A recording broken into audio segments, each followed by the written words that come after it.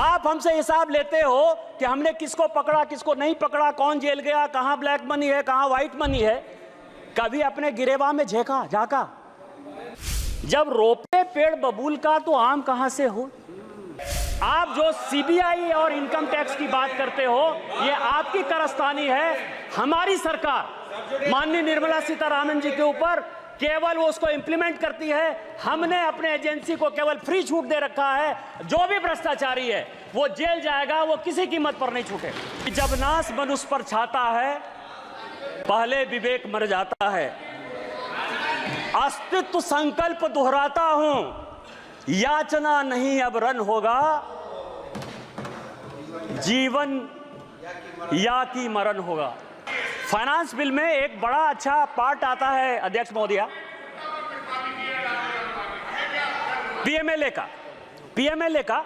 और इस सदन में जितने लोग बोलते हैं वो इनकम टैक्स के बारे में बोलते हैं, ईडी के बारे में बोलते हैं और सीबीआई के बारे में बोलते हैं। सीबीआई तो खैर अलग संस्था है, लेकिन इनकम टैक्स और ईडी ये दो महत्वपूर्ण है। और इस फाइनेंस बिल में भी ईडी के लिए कई एक चीजें जो है वो बताई गई।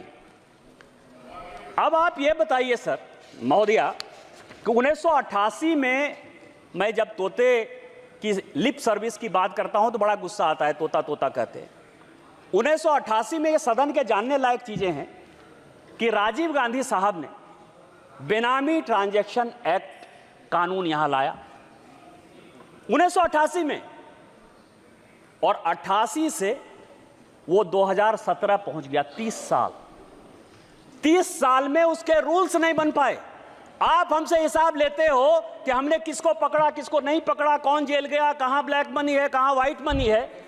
कभी अपने गिरेबान में झांका कि 88 में बेनामी ट्रांजैक्शन एक्ट, और उसके बाद आपकी सरकार रही 91 से 96 तक, 2004 से लेकर 2014 तक। ऐसा भी नहीं कर सकते हो कि हम सरकार में नहीं रहे। आप लागू नहीं कर पाए। आप किसको साथ दे रहे थे, किसको साथ दे रहे थे? दूसरा मैं आपको बताऊं, यह सुप्रीम कोर्ट का आदेश 2012 में दिसंबर के महीने में बेनामी ट्रांजैक्शन एक्ट में संशोधन हुआ। भारतीय जनता पार्टी की तरफ से मैं बोलने के लिए खड़ा हुआ, और उस तरफ से माननीय चिदंबरम साहब थे, बड़े फेमस वित्त मंत्री, उनसे ज्यादा पढ़ा लिखा आदमी तो मैंने जीवन में देखा ही। मैंने बोलते हुए कहा कि आप जो एक्ट लेके आ रहे हो, एक दिन यदि वाइफ हस्बैंड में भी लड़ाई होगी तो उसमें पीएमएलए लग जाएगा। और ये जितना स्ट्रिंजेंट है, जिस भी आधार पर लगा रहे हो, भगवान न करे कि एक दिन आप ही जेल चले जाओ। जब मैं मेरा सीट नंबर 545 था उस जमाने में अध्यक्ष सभापति महोदया, जब मैं बात कर अंतिम था, मैं अंतिम सदन का सदस्य 545 नंबर पर था। जब मैं बोलकर खड़ा बंद हुआ तो चिदंबरम साहब खड़े हुए, और चिदंबरम साहब का बड़ा फेमस भाषण है कि भारतीय जनता पार्टी बहुत पढ़ी लिखी पार्टी है। मेरी अपेक्षा यह थी कि पीएमएलए कानून में बोलते हुए भारतीय जनता पार्टी अपने एक विद्वान आदमी को खड़ा करेगी, लेकिन उसने सबसे मूर्ख, बुद्धू और दकियानुसी आदमी को, जो है जिसको पीएमएलए पता ही नहीं है, उसको खड़ा कर दिया। यह सुप्रीम कोर्ट का यह आदेश, और सुप्रीम कोर्ट के आदेश में एफएटीएफ में जो चिदंबरम साहब का 2012 का दिसंबर का स्टेटमेंट है, उसी को कोट करते हुए यह रिपोर्ट आया है। जब रोपे पेड़ बबूल का तो आम कहां से हो। इनकम टैक्स में डायरेक्ट टैक्स कोड पर हमारी फाइनेंस की कमेटी, यशवंत सिन्हा चेयरमैन थे, मैं उसका मेंबर था। 5 साल तक हम लोग मेहनत करते रहे कि डायरेक्ट टैक्स कोड को हम लोग बदल देंगे। पीएमएलए में आप स्ट्रिंजेंट कानून लेके आ गए, तो जब लेकर आ गए बिना किसी एक पैसा को खर्च करते हुए, यदि कांग्रेस पार्टी ने आपको 90 करोड़ रुपया दे दिया और आपने जो है यंग इंडिया खरीद लिया, नेशनल हेराल्ड खरीद लिया, 750 करोड़ की संपत्ति बिना किसी पैसे के आपको मिल गई, तो क्या राहुल साहब जो चिदंबरम साहब का कानून है उसमें आप जेल नहीं जाओगे? ये जेल नहीं जाओगे? और मैं तो कोट कर रहा हूं सुप्रीम कोर्ट के आदेश के आधार पर। तो इसीलिए आप जो सीबीआई और इनकम टैक्स की बात करते हो, ये आपकी कारस्तानी है। हमारी सरकार माननीय निर्मला सीतारामन जी के ऊपर केवल वो उसको इंप्लीमेंट करती है। हमने अपने एजेंसी को केवल फ्री छूट दे रखा है। जो भी भ्रष्टाचारी है वो जेल जाएगा, वो किसी कीमत पर नहीं छूटेगा। माननीय सदस्य कंप्लीट करिए प्लीज।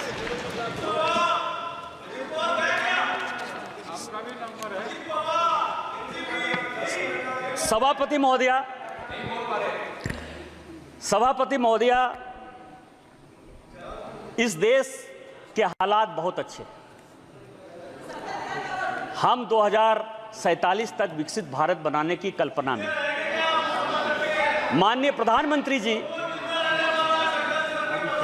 यक्ष युधिष्ठिर वार्ता में उस दिन बोलते हुए माननीय राहुल गांधी जी ने कहा कि 6 महारथी थे। 6 महारथी नहीं थे, 9 महारथी थे।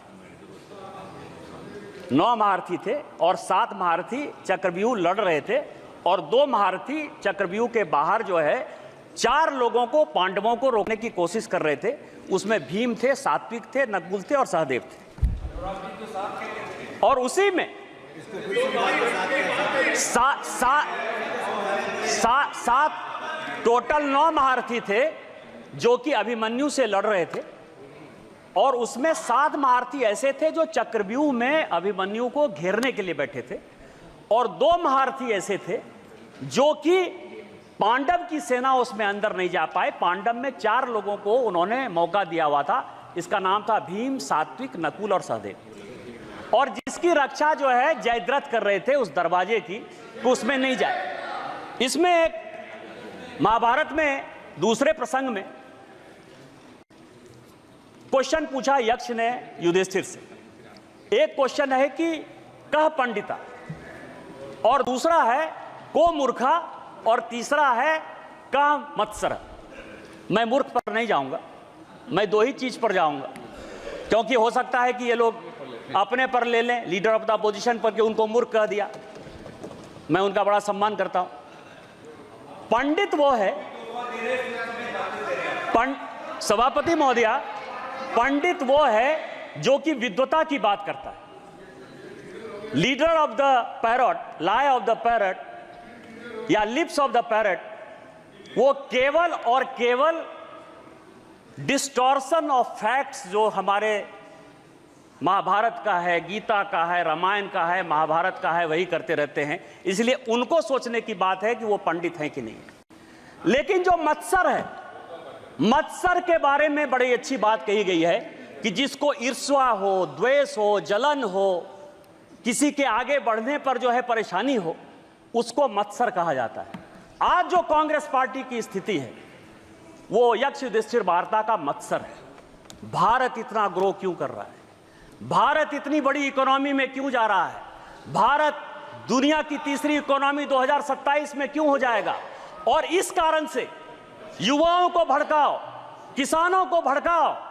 इसी कारण से जातिगत रिजर्वेशन के आधार पर, जिस रिजर्वेशन के आधार पर आज बांग्लादेश जैसा देश जो है जल रहा है, पाकिस्तान खत्म हो रहा है, श्रीलंका खत्म हो रहा है, लीडर ऑफ द अपोजिशन के नाते जिसकी कोई जिम्मेवारी नहीं। और जिम्मेवारी कैसे होगी सभापति महोदय? जिम्मेवारी नहीं होने के पीछे रीजन है। रीजन ये है कि मैं 3 किताब मैं अभी पढ़कर आया, वो 3 किताब बड़ा इंपॉर्टेंट है। एक किताब अशोक मित्रा ने लिखा, प्रेटलर्स टेल। अशोक मित्रा साहब बंगाल के सबसे लॉन्गेस्ट फाइनेंस मिनिस्टर रहे और इंदिरा जी के वो इकोनॉमिक एडवाइजर। दूसरी किताब नटवर सिंह की है जो कहता है कि 1 लाइफ इज नॉट एनफ। और तीसरी किताब संजय बारू की है, एक्सीडेंटल प्राइम मिनिस्टर। ये 3 किताब है और तीनों आदमी, संजोग से अशोक मित्रा साहब को छोड़ दीजिए तो 2 आदमी तो अभी भी हैं। और किसी को कांग्रेस पार्टी ने जो है आज तक कॉन्ट्राडिक्ट नहीं किया। कॉन्ट्राडिक्ट। और तीनों किताब क्या कहती है कि अमेरिका तय करता था इस देश का वित्त मंत्री कौन हो। संजय बारू कहते हैं कि प्रधानमंत्री मनमोहन सिंह जी ये सरकार नहीं चलाते थे, ये सरकार नेशनल एडवाइजरी काउंसिल की सोनिया गांधी जी चलाती थी।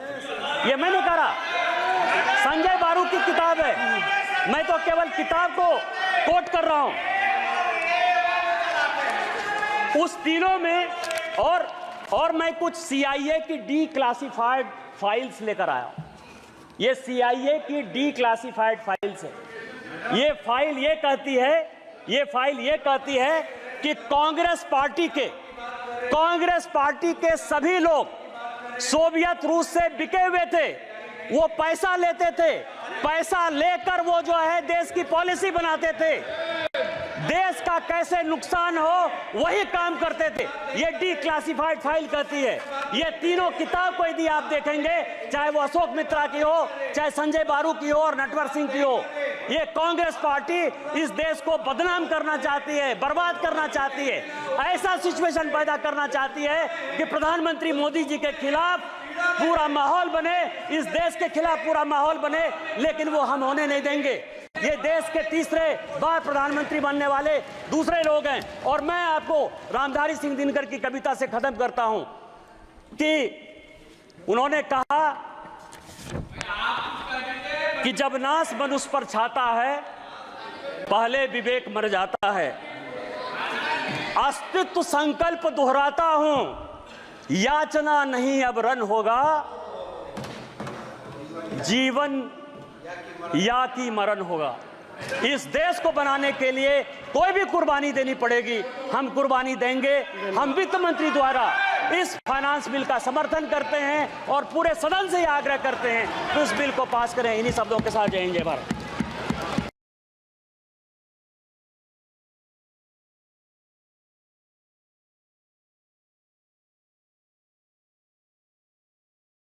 न्यूज नेशन अब व्हाट्सएप पर खबरों के ताजा अपडेट के लिए न्यूज नेशन के इस QR कोड को स्कैन करें।